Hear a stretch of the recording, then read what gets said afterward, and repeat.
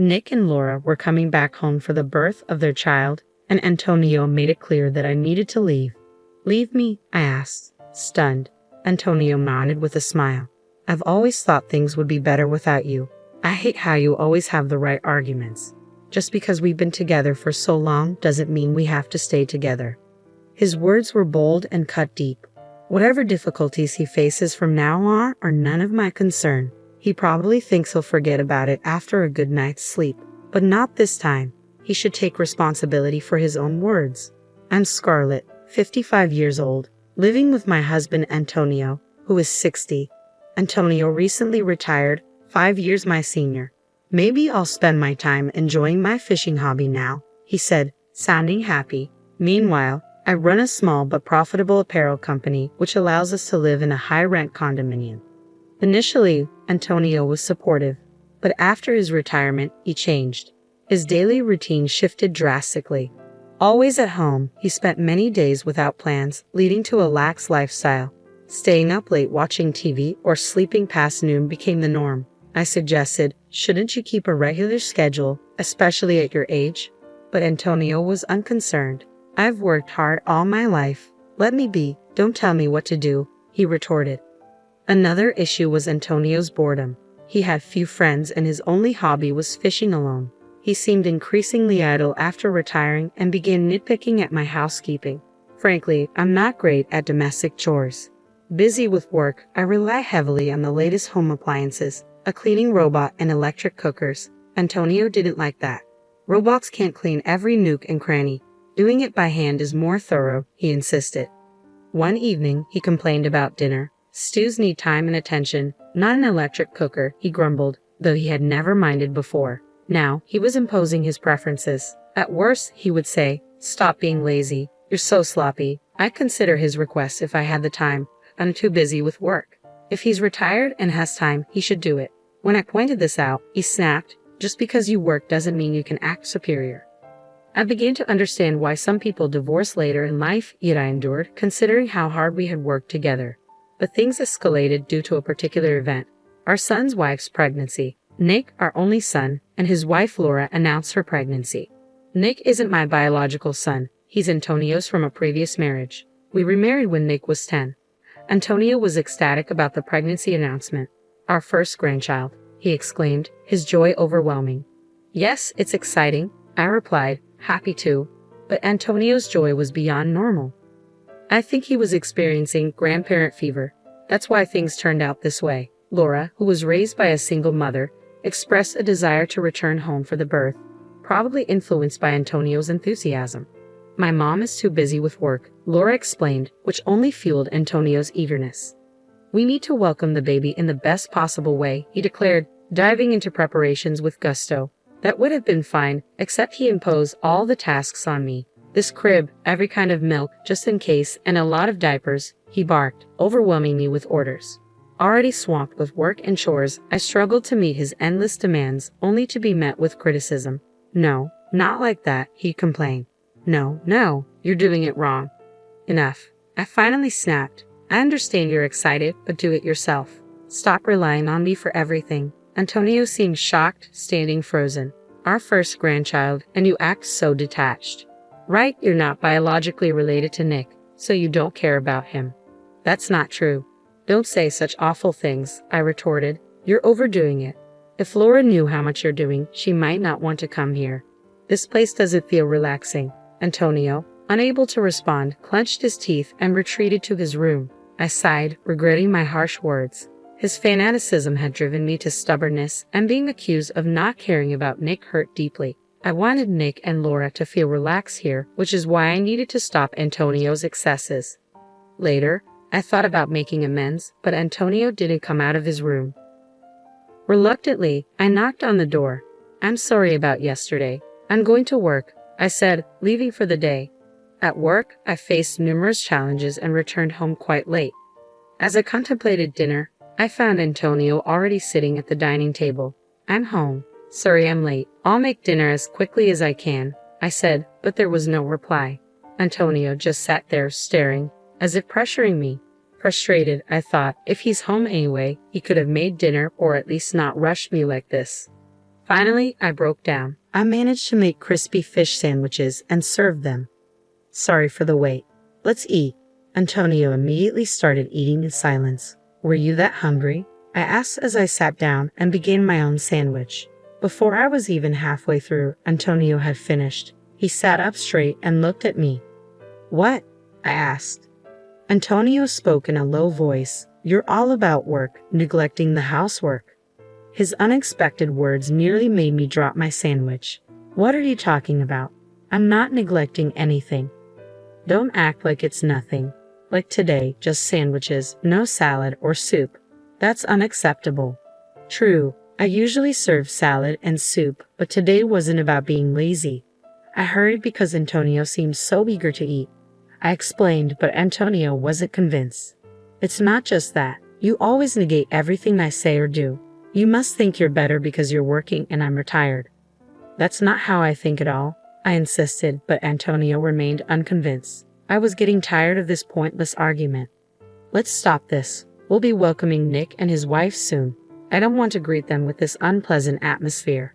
At this, Antonio sneered sarcastically. All right, I've been thinking the same. So I found a good solution. A good solution. I tilted my head, puzzled. Antonio declared loudly, Nick and Laura are coming back for the birth, so you should leave. What? I couldn't believe he was serious. Leave me? When I asked again, Antonio nodded with a smile. If you weren't here, things would go smoothly. I've always thought so. I hate people like you who always argue with logic. There are plenty of other women. I was shocked. After decades of marriage, hearing such words was devastating. Antonio, carried away, continued to vent his grievances. You lack respect for me, your husband, always complaining, never just listening. Complaining? I respect your requests as much as I can. It's you who makes unreasonable demands. Oh, shut up. I hate your bossy tone. Just leave. I don't even want to see your face. Antonio slammed the table. It was futile to say more. Understood, I said and returned to my room. The next morning, I packed my things and left. I called the moving company immediately after being treated like that. I wasn't going to stay. Fortunately, it wasn't moving season, and I easily scheduled an estimate. I hoped to finish everything while Antonio was out, but he was almost always home. I was worried, but then it seemed like fate intervened. I'm going out tomorrow for a bit, Antonio said. He was the type to forget things overnight, so he spoke to me quite normally. Apparently, he had been invited by his fishing buddies for an overnight trip. This was my chance. There was a slightly awkward atmosphere. Maybe even Antonio felt that what he said yesterday was too much. Still, there was no apology from him. He might have been hoping to act as if yesterday's words never happened. He's always been like that. Until now, I've been the bigger person, letting things go, but I couldn't just ignore what he said this time. The moving estimate came quickly. I planned to take all the furniture and appliances, but there was less than I thought. The problem was finding a place to move to, but that was easily solved. Someone I knew through work offered to lend me a place, a brand new one, no less. Are you sure? I asked again, and they said, Scarlett, you've been so helpful. So, I accepted the offer and immediately went to see the property. It was more than sufficient, with no issues. I moved everything out while Antonio was away. His harsh words left me without regrets. Perhaps deep down, I had grown tired of life with Antonio. The night after I moved, Antonio called. Here it comes, I thought, and answered the phone. Hello. Hey, Scarlett, what's going on? Antonio sounded panicked even over the phone. I almost laughed but responded calmly. What do you mean? My house? It's empty. What's happening? Well, you told me to leave, so I did just that. I took everything from the latest appliances to my favorite dining table. But I only told you to leave. It's crazy to take everything from someone's house. Leaving them would be crazy. I bought all that with my own money. You never contributed, saying you didn't need them. I reminded him. Antonio fell silent, then grudgingly said, Fine, Nick and his family are coming tomorrow. Furniture doesn't matter. He'd be surprised to see the place now. Good, then it's perfect timing. Say hi to Nick for me. There was no point in further conversation, so I quickly ended the call. There was another significant matter, but I didn't mention it since Antonio seemed unaware. The next day, Nick called. We'll be there soon. Didn't Antonio tell you I moved out? Really? Nick sounded surprised but didn't press further. In fact, I sensed more relief than shock in his voice. Cool. Mom's not there. We can do whatever we want then. You're not coming back, right? That's right. I always sensed Nick found me bothersome.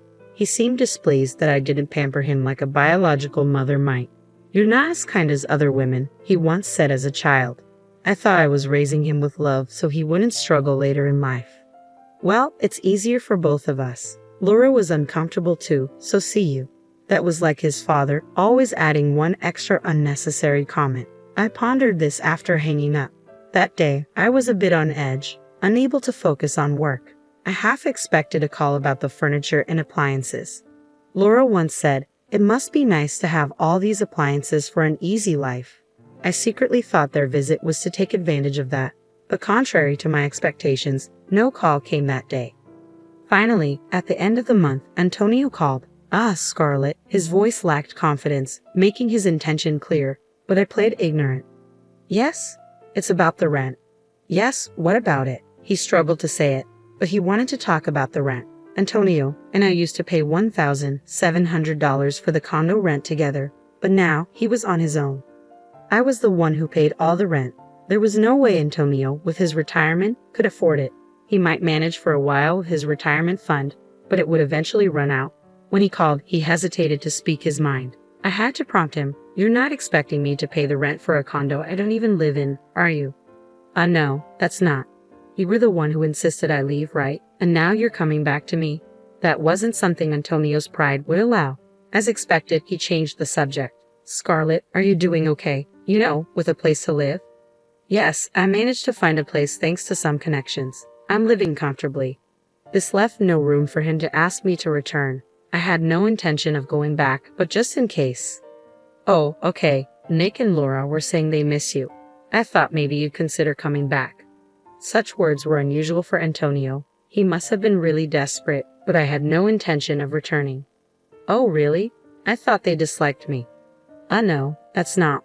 Well, it doesn't matter. I have something important to discuss, so I'll come over." Yes, Antonio replied, sounding cheerful. There was a vital matter to discuss for my future. Later, I visited the condo for the first time in a while.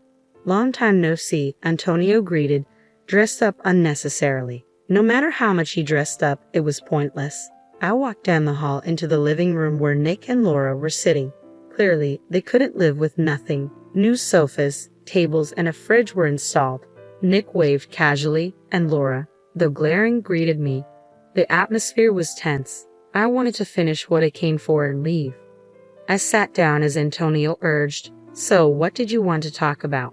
Grateful he brought it up, I started the conversation. I thought it was better to handle this sort of thing sooner rather than later. Antonio turned pale the moment he saw what I held out. "You're planning to divorce me?" he asked, visibly shaking as he looked at the filled-out divorce papers. "Yes. Ever since you told me to leave, I've been intending to." "Did you really say that without thinking?" Antonio fell silent. He probably did. He tends to blurt out things in the heat of the moment without thinking ahead. This habit had caused him trouble at work several times. "The last time, you said all those terrible things. I don't want to see your face. There are other women, and more." At that moment, I couldn't see a future with you anymore. He must have remembered saying those things. Antonio kept his head down, sweating. "Yeah, I said it, but that was not really what I meant." "You can say such things even if they're not in your heart."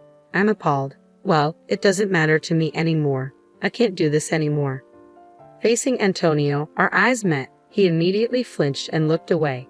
"Can't you reconsider? We've come so far together." "I've come this far only to be told such things. I can't do this anymore. I can't be with you." As I firmly stated this, Antonio let out a long sigh. The room was enveloped in a painfully awkward silence, broken surprisingly by Laura. "Excuse me, I'm the one who's been most inconvenienced here." I turned to Laura, tilting my head, and she glared at me with eyes full of resentment. "What do you mean?" "I thought this place would be perfect with Scarlett around, clean and full of the latest appliances. I came here expecting to be pampered, but instead, I'm caught up in this marital mess. It's a huge nuisance." Laura sighed even louder than Antonio had earlier. She was angry with me for not meeting her expectations of a princess-like pampering.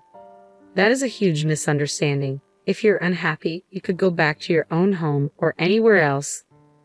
But you chose to stay here. When I said this, Laura's face turned red with anger.